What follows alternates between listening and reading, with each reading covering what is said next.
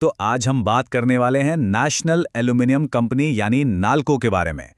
Company ने हाल ही में अपने तिमाही नतीजे जारी किए हैं और हम इन नंबर्स के पीछे की कहानी को आसान भाषा में समझेंगे। भारत की ये सबसे बड़ी मेटल कंपनियों में से एक है, तो जाहिर है इसके नतीजों पर सबकी नज़र होती है। तो चलिए बिना किसी देरी के सीधे मुद्दे पर आते हैं और देखते हैं कि नाल्को के इस तिमाही के रिपोर्ट कार्ड में आखिर है क्या। तो देखिए हम इसे कैसे समझेंगे। पहले फटाफट जानेंगे कि नाल्को है क्या, फिर सीधे इसके Q3 के नतीजों पर नजर डालेंगे। ये भी देखेंगे कि इन नतीजों के पीछे का असली हीरो कौन है, निवेशकों के लिए क्या अच्छी खबर है और कुछ ऐसी बारीकियां जिन पर ध्यान देना जरूरी है। और आखिर में बात करेंगे कि आगे क्या हो सकता है। तो चलिए शुरू करते हैं। सबसे पहले यह समझना जरूरी है कि हम किस कंपनी की बात कर रहे हैं। आखिर ये नाल्को है क्या? देखिए, नाल्को कोई छोटी मोटी कंपनी नहीं है।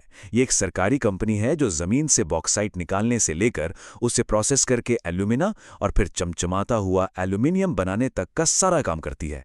मतलब A to Z। ये वाकई देश के मेटल सेक्टर की रीढ़ की हड्डी है। और अब वो जिसका सबको इंतजार था, नाल्को के तीसरी तिमाही के नतीजे। चलिए देखते हैं कि नंबर क्या कहानी सुनाते हैं। सबसे पहले बात करते हैं कमाई की, यानी रेवेन्यू की। नाल्को ने इस तिमाही में अपने ऑपरेशन से यानी अपने माल को बेचकर लगभग 4,730 करोड़ रुपए कमाए हैं। ये एक बहुत बड़ा नंबर है जो बताता है कि कंपनी का कामकाज कितने बड़े स्केल पर चल रहा है। लेकिन असली कहानी तो मुनाफे में होते हैं, है ना? तो सारे खर्चे, टैक्स वगैरह चुकाने के बाद नाल्को की जेब में आए हैं 1,601 करोड़ रुपए। ये हैं असली नेट प्रॉफिट जो कंपनी ने इस तिमाही में कमाया है। और मजे की बात यह है कि नाल्को ने सिर्फ अच्छा परफॉर्म ही नहीं किया, बल्कि बाजार के जो एक्सपर्ट्स थे उनकी उम्मीदों से भी कहीं बेहतर काम किया है। और जब भी कोई कंपनी अनुमानों को पार करती है तो इसे एक बहुत ही अच्छा साइन माना जाता है। और ये कोई एक बार की बात नहीं है। प्रॉफिट सिर्फ पिछली तिमाही से ही नहीं, बल्कि पिछले साल की इसी तिमाही के मुकाबले भी बढ़ा है। ये एक लगातार ग्रोथ की कहानी बताता है, जो कि बहुत अच्छी बात है। तो सवाल ये उठता है कि ये इतने शानदार नंबर आए कहां से। चलिए अब थोड़ा और अंदर चलते हैं और पता लगाते हैं कि इस ट्रेन को खींचने वाला असली इंजन कौन सा है। नाल्को के बिजनेस के दो मेन हिस्से हैं, केमिकल्स और एल्यूमिनियम। यहां साफ साफ दिख रहा है कि दोनों ने ही प्रॉफिट कमाया है, लेकिन एल्यूमिनियम सेगमेंट तो इस तिमाही का असली सुपरस्टार निकला। तो इस तिमाही की कहानी का हीरो है एल्यूमिनियम। इसी एक सेगमेंट ने केमिकल्स के मुकाबले लगभग 3 गुना ज्यादा मुनाफा कमा कर दिया और इन जबरदस्त नतीजों की नींव रखी। और देखिए, जब कोई कंपनी इतना अच्छा कमाती है तो वो अक्सर अपनी खुशी अपने निवेशकों के साथ भी बांटती है। नाल्को ने भी बिल्कुल यही किया है। कंपनी के बोर्ड ने हर एक शेयर पर 4.5 रुपए का डिविडेंड देने का ऐलान किया है।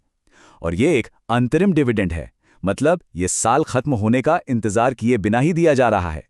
निवेशकों के लिए तो ये एक तरह का बोनस ही है। और ये सिर्फ पैसों की बात नहीं है। एक अच्छा डिविडेंड ये दिखाता है कि कंपनी को अपने ऊपर, अपने भविष्य पर कितना भरोसा है। ये नाल्को का कहने का तरीका है कि हमारा बिजनेस मजबूत है, हमें भविष्य अच्छा दिख रहा है और हम ये कामयाबी सीधे आपके साथ बांटना चाहते हैं। चलिए अब जरा रिपोर्ट के उस हिस्से पर नजर डालते हैं जिसे अक्सर लोग नजरअंदाज कर देते हैं, यानी कि फाइन प्रिंट। ये छोटी छोटी बातें भी कहानी का एक जरूरी हिस्सा होती हैं। अब आगे बढ़ने से पहले एक शब्द समझ लेते हैं, एम्फेसिस ऑफ मैटर। सुनने में भारी लगता है, पर इसका सीधा सा मतलब यह है कि ऑडिटर कह रहा है सब कुछ ठीक है, पर एक दो बातें हैं जिन पे जरा एक्स्ट्रा ध्यान देने की जरूरत है। ये कोई प्रॉब्लम नहीं है, बस एक जरूरी नोट है।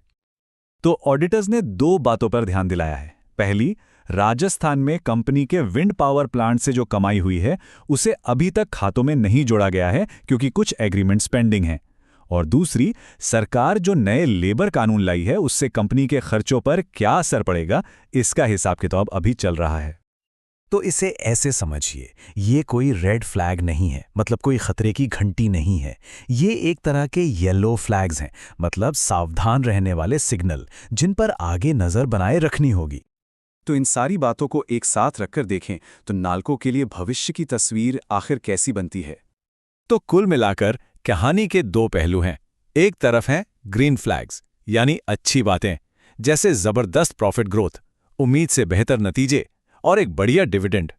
वहीं दूसरी तरफ कुछ येलो फ्लैग्स भी हैं, जैसे विंड पावर वाला मामला और नए लेबर कोड का असर, जिन पर ध्यान देना होगा।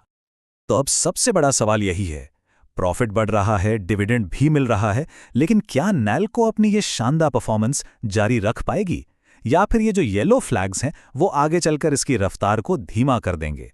खैर, इसका जवाब तो वक्त ही देगा।